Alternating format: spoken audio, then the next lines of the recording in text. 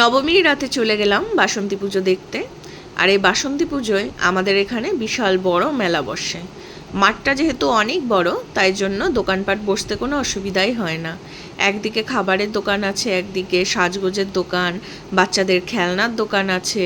এদিকে দেখুন, এই যে পাপড়ি চাট, যেটা খুব প্রিয়, দেখে এত লোভ লাগে। এদিকে বাচ্চাদের বেলুন আছে, খেলনা আছে। ওদিকে একটা স্টেজ করেছে, যে স্টেজের মধ্যে সব গান চলছিল, বাচ্চাদের নাচ চলছিল। আর এই যে মণ্ডপটা দেখুন কেমন হয়েছে, আপনাদেরকে দেখাবো ঢোকার সময়। আর এখানে কিন্তু অত্যাধিক মানুষের ভিড় হয়েছে। আর এখানে এই যে মণ্ডপ করেছে দেখছেন, এই মণ্ডপের এখানেই কিন্তু পাশে একটা জায়গা করেছিল যেখানে সেলফি তুলছিল সবাই।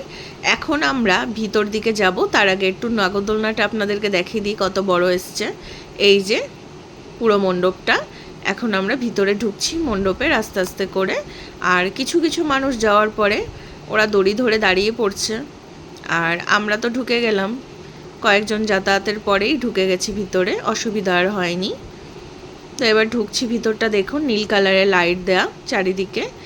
আর এখানে কিন্তু ভিতরে অত্যাধিক গরম, তার জন্য ফ্যানও চালিয়ে রেখে দিয়েছিল এরা ভিতরটাতে। আর ওই যে মায়ের মুখ দেখা যাচ্ছে দেখুন। আর প্যান্ডেলটা দেখুন কত সুন্দর করেছে, ঘন্টা দিয়ে সাজিয়েছে। এদিকে কিন্তু নন্দী মহারাজও ছিল সামনেই যে বসে। আমি কিন্তু নন্দী মহারাজের কানে আমার নিজের কিছু ইচ্ছা বলে দিয়েছি। আর ওই যে মাকে দেখুন কত সুন্দর লাগছে মায়ের মুখটা দেখতে। সবাই এখানে ভিড় করছিল। এদিকে আমি, আমার ছোট জা, আমার ননদের ছোট মেয়ে, আমার ছেলে, সবাই মিলে গেছিলাম ঠাকুর দেখতে। এছাড়া আমার ছোট ননদের মাও গেছিল, মাসিমা। আর তার সাথে একটা মাসিও ছিল সাথে, যারা সবাই মিলে আমরা দেখতে গেছিলাম। ছোট ননদের ছেলে যুবরাজ ও গেছিল। আর প্যান্ডেলের ভিতরটা দেখুন কত সুন্দর সাজানো গোছানো, বেশ দারুণ করেছিল। দেখছিলাম ওই জন্য চারিদিকে ঘুরে ঘুরে। আর ওই যে ওরা সামনে দাঁড়িয়ে দাঁড়িয়ে ফটো টটো তুলছিল। আমাদের এই পুজোয় যাওয়ার আগে একটা ছোটোখাটো একটা অসুবিধা হয়েছিল, সেটা হচ্ছে ঠাকুর দেখতে যাওয়ার আগে আস্তে আস্তে আমার ননদ একটু পড়ে গেছিলো, পড়ে হাঁটুতে একটু চোট খেয়েছিল। তারপরেও কিন্তু ঠাকুর দেখছিল। বলে না, ঠাকুর ঠিক সব কিছু সামলিয়ে নেয়, সেরকমই পড়ে গিয়েও লেগেও কিন্তু এদিক ওদিক ঘুরছিল ঠাকুরের জন্য। আর এই যে এটা ননদের ছোট মেয়ে তৃষা, এই যে আমার ছেলে এখানে দাঁড়িয়ে আছে। ও গেছিলো ব্যান্ডেড আনতে ওর পিসির জন্য, তার জন্য ও বাইরে দাঁড়িয়েছিল, ভিতরে একবার ঢুকেছিল একটু। এই যে দেখুন এখানে ছোট বাচ্চাদের কি সুন্দর গাড়ি টাড়ি ঘুরছে। আর এটা কিন্তু বড় একটা নাগরদোলনা এসেছিল এখানে। নাগরদোলনায় কিন্তু ভিড় হচ্ছিল প্রচুর। এটা বাচ্চাদের একটা, ওই যে দেখছেন একটা টয় ট্রেন যাচ্ছে ওদিকে।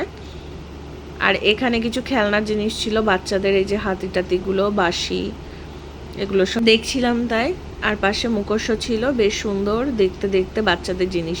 ছোটোবেলার কথা মনে পড়ে যায়, ছোটোবেলায় এইসব দেখলেই শুধু কিনতে ইচ্ছা করতো। এদিক দিয়ে চেনাশোনা দুজন যাচ্ছিল, তাই দেখছিলাম ঘুরে যে ওগুলো কারা। তারপর এখানে দেখলাম খুব সুন্দর সুন্দর যে সফট টয়গুলো হয় না, সেই সফট টয়গুলো দেখছিলাম, বেশ সুন্দর লাগছিল দেখতে। এখানে একটা মাসি এগুলো বিক্রি করছিল। তো আমার এই কচ্ছপটা একটা ছিল, আমাদের কচ্ছপটা হারিয়ে গেছিল, তারপর দিয়ে দেখলেই কেমন মায়া লাগে কচ্ছপগুলো। আর এগুলো অক্টোপাস ছিল, এই যেগুলো লাবুবু সব ঝুলিয়ে রেখে দিয়েছে। এদিকে আইসক্রিমের দোকান ছিল একটা, ভাবছিলাম যে আইসক্রিম খাবো, কিন্তু ওই যে আমার ননদ আর ননদের মেয়ে আগে চলে যাচ্ছিল ওরা। আর সামনে আমার এরা যারা চলে গেছে আগে, কেননা ওরা আলাদা প্যান্ডেলে আবার দেখতে যাবে ঠাকুর। আর ওরা বাড়ি চলে যাবে, তার জন্য ওদের বাড়ি মধ্যমগ্রামে, তো ওখানে যাবে। আর রাত হয়ে গেছিলো, 8টা বেজে গেছিলো, তাই জন্য তাড়াহুড়ো করছিল। এটা আর একটা প্যান্ডেল আমরা যেখানে আসছি। তো দেখুন এই প্যান্ডেলটা কেমন লাগে আপনাদের। বেশ সুন্দরই প্যান্ডেলটা করেছিল, আর ভালোও লাগছিল। মাকে দেখুন কত সুন্দর লাগছে। বাইরের প্যান্ডেলেরটা স্বর্ণ মন্দির বৃন্দাবনের, সেই অনুযায়ী থিমে করেছিল। কেমন লাগলো বলবেন ভিডিওটা। বেশিক্ষণ কিন্তু আর দেখাতে পারবো না, ভিডিওটা খুব ছোটোখাটোই হয়েছে, কেননা আমরা বেশিক্ষণ ছিলাম না ওখানে।